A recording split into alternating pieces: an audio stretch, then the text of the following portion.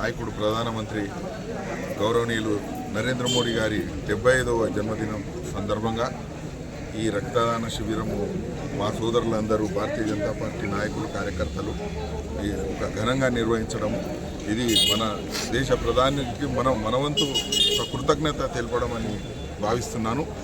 మన ప్రధానమంత్రి గారు అధికారం చేపట్టినప్పుడు 2014లో మన దేశం ఎంత దీనస్థితిలో ఉండే, మరి వారు మన దేశానికి మన ప్రజలకు అందరికీ ఎంత గొప్ప సేవలు అందించిండంటే మనం గతంలో భారతదేశం విశ్వగురు స్థాయికి పోతుందా అనేది ఒక నినాదమే అన్నట్టు ఎంతోమంది అనుమానించారు.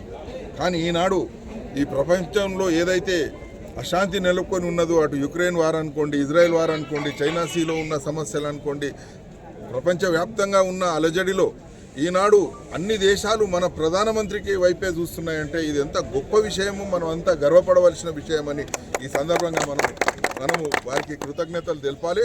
ఈనాడు నిజంగా మన భారతదేశాన్ని విశ్వగురు స్థాయికి తీసుకుపోయిన ఘనత మన ప్రధానమంత్రి ప్రియమైన నాయకుడు మోడీ గారికి దక్కింది.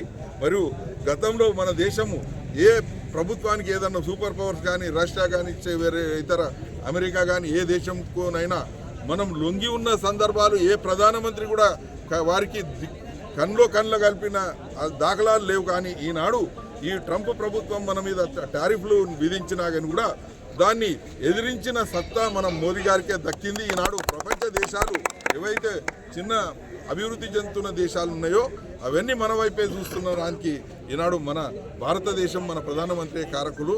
కాబట్టి మన ప్రియమైన నాయకుడు నరేంద్ర మోడీ గారికి మరిన్ని జన్మదినాలు జరుపుకొని మన ప్రజలకు ఇంకా సేవలు అందించాలని మా భారతీయ జనతా పార్టీ కార్యకర్తల నాయకుల మందరము ఆయనకు శుభాశీస్సులు అందజేస్తూ ఈ సందర్భంగా కృతజ్ఞతలు తెలుపుతూ విరమించుకుంటాం.